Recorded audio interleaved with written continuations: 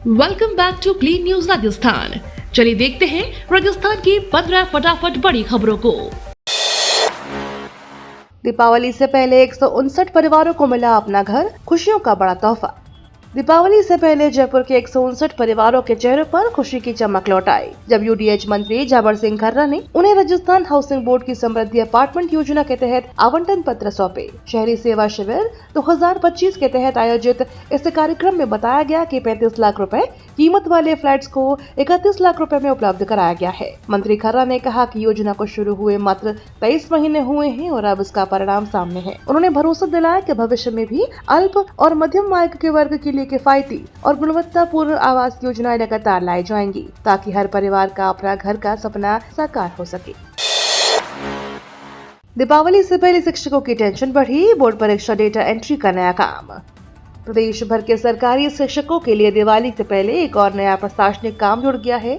माध्यमिक शिक्षा निदेशक ने आदेश जारी कर कहा कि शिक्षकों को अपने स्कूलों में 2025 की बोर्ड परीक्षा देने वाले अभ्यर्थियों का विस्तृत डेटा शाला दर्पण पोर्टल पर दर्ज कराना है, विशेषकर उन विद्यार्थियों का जिन्होंने मुख्य परीक्षा में 40% से कम अंक प्राप्त किए हैं। शिक्षकों ने कहा कि पहले ही ओबीसी सर्वे, बीएलओ ड्यूटी, डिजिटलीकरण और अन्य गैर शैक्षणिक कार्य उन पर निर्भर है और अन्य गैर शैक्षणिक कार्य उनके ऊपर हैं। अब इस आदेश से शिक्षण समय प्रभावित होगा और वास्तविक शैक्षणिक गुणवत्ता पर असर पड़ सकता है। शिक्षकों का सुझाव है कि विभाग डेटा की जगह शिक्षण पर ध्यान केंद्रित करे, ताकि विद्यार्थियों की पढ़ाई और परिणाम बेहतर हो सके। जैसलमेर बस अग्निकांड में एसीबी की जांच, कई नियमों के उल्लंघन सामने आए। जैसलमेर के बस अग्निकांड में 21 लोगों की जान चले गए, जिसके बाद एंटी करप्शन ब्यूरो ने मामले की जांच शुरू कर दी है। चित्तौड़गढ़ में पंजीकृत बस का मालिक नियमों के खिलाफ नॉन एसी बसों को एसी में मॉडिफाई करवा चुका था, जिसकी भनक परिवहन अधिकारियों को नहीं लगी। जांच में कई दस्तावेजी और तकनीकी खामियां सामने आई हैं। राज्य सरकार के आदेश पर चित्तौड़गढ़ के डीटीओ सुरेंद्र सिंह गहलोत और सहायक प्रशासनिक अधिकारी चुन्नी लाल को निलंबित कर दिया गया। बस मालिक और परिवहन विभाग के अधिकारियों की जवाबदेही अब गंभीर सवालों के घेरे में है, जिससे नए सुरक्षा मानकों पर भी प्रश्न उठ रहे हैं। आरएएस परीक्षा 2023 का अंतिम परिणाम जारी, अजमेर के तीनों अभ्यर्थियों ने किया टॉप 3 पर कब्जा। राजस्थान लोक सेवा आयोग ने बुधवार को आरएएस भर्ती परीक्षा 2023 का अंतिम परिणाम जारी कर दिया है। इस परीक्षा में अजमेर के 3 अभ्यर्थियों ने टॉप 3 स्थान हासिल किए हैं। कुशल चौधरी प्रथम, अंकित पाराशर द्वितीय और परमेश्वर चौधरी तृतीय स्थान पर रहे। आयोग ने कुल 972 पदों के लिए भर्ती प्रक्रिया पूरी करते हुए 2166 सफल अभ्यर्थियों के रोल नंबर वेबसाइट पर जारी किए हैं। टॉप 10 सूची में झुंझुनू, नागौर, जयपुर, हनुमानगढ़ और बीकानेर के अभ्यर्थी भी शामिल हैं। खास बात यह रही कि इस बार हाड़ौती और मेवात क्षेत्र से कोई भी अभ्यर्थी मेरिट सूची में स्थान नहीं बना सका। UK India free trade agreement से हर साल 3.01 ट्रिलियन रुपए का व्यापार बढ़ेगा। जयपुर में आयोजित सेमिनार में UK India free trade agreement पर विस्तार से चर्चा हुई। जुलाई 2025 में साइन हुआ यह समझौता दोनों देशों के बीच हर साल 3.01 ट्रिलियन रुपए तक का व्यापार बढ़ाएगा। British deputy high commission Stephen फ्लैंकिंग ने बताया कि भारत के यूके को होने वाले 99 निर्यात अब ड्यूटी फ्री होंगे, जिससे टेक्सटाइल, इंजीनियरिंग, कृषि और फार्मा सेक्टर को बड़ी राहत मिलेगी। फिक्की और centre for trade and investment law के विशेषज्ञों ने कहा कि यह समझौता राजस्थान के उद्योगों, खासकर टेक्सटाइल और हस्तशिल्प क्षेत्रों के लिए वरदान साबित होगा। स्टार्टअप्स और सर्विस प्रोफेशनल्स को भी अब वीजा प्रक्रिया में आसानी और निवेश के बेहतर अवसर मिलेंगे। राजस्थान की 247 मंडियों में हड़ताल, व्यापारी बोले यूजर चार्ज से टूट रहा व्यापार। राजस्थान में त्योहारी सीजन के बीच मंडी व्यापारी सरकार के खिलाफ सड़कों पर उतर आए हैं। राज्य सरकार के 13 अगस्त 2025 के आदेश के तहत कृषि उपज मंडी प्रांगण में 0.50% यूजर चार्ज लगाए जाने का व्यापारी विरोध कर रहे हैं। प्रदेश की 247 मंडियों में व्यापार ठप है और जयपुर के शहीद स्मारक पर व्यापारियों ने प्रदर्शन किया। कुकरखेड़ा मंडी के व्यापारी अंकित अग्रवाल ने कहा कि सरकार पहले से ही व्यापार पर मनमाना टैक्स वसूल रही है और अब ये यूजर चार्ज किसानों, व्यापारियों और उपभोक्ताओं सभी के हितों के विपरीत है। मुख्यमंत्री से मांग की है कि इस निर्णय को तुरंत वापस लिया जाए। कोटा में 4140 किलो संदिग्ध मावा जब्त, दीपावली से पहले बड़ी कार्रवाई। दीपावली से पहले मिलावटखोरों पर शिकंजा कसते हुए खाद्य सुरक्षा विभाग ने बड़ी कार्रवाई की है। शुद्ध आहार मिलावट पर वार अभियान के तहत संदिग्ध मावा जब्त किया गया है।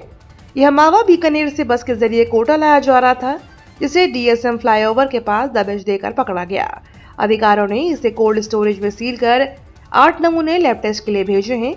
सीएमएचओ डॉक्टर नरेंद्र नागर ने बताया कि टीम को पहले से सूचना मिली थी, जिसके बाद जयपुर, बूंदी और जैसलमेर में भी मिलावटी मावा, पनीर और मिठाइयों पर कार्रवाई की गई है।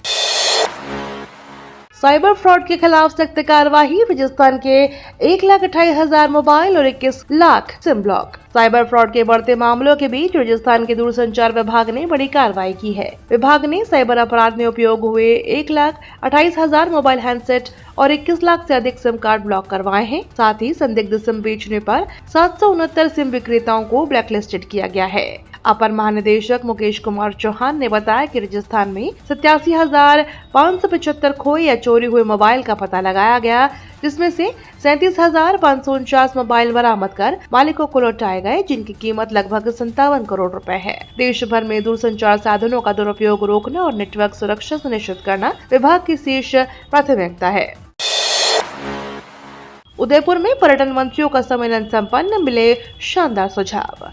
उदयपुर में आयोजित राज्यों और केंद्र शासित प्रदेशों के पर्यटन मंत्रियों के 2 दिवसीय सम्मेलन का बुधवार को सफल समापन हुआ। केंद्रीय पर्यटन और संस्कृति मंत्री गजेंद्र सिंह शेखावत ने कहा कि इस सम्मेलन से मिले सुझाव प्रधानमंत्री नरेंद्र मोदी के one state one global destination vision को साकार करने में मील का पत्थर साबित होंगे। उन्होंने राजस्थान सरकार और उप मुख्यमंत्री दिया कुमारी को शानदार आयोजन के लिए बधाई दी। शेखावत ने बताया कि श्रीनगर और दिल्ली कॉन्फ्रेंस के साथ साथ उदयपुर में मिले सुझावों को आगामी केंद्रीय बजट में शामिल करने का प्रयास किया जाएगा, जिससे भारत का पर्यटन विश्व स्तर पर नई ऊंचाइयां छुएगा।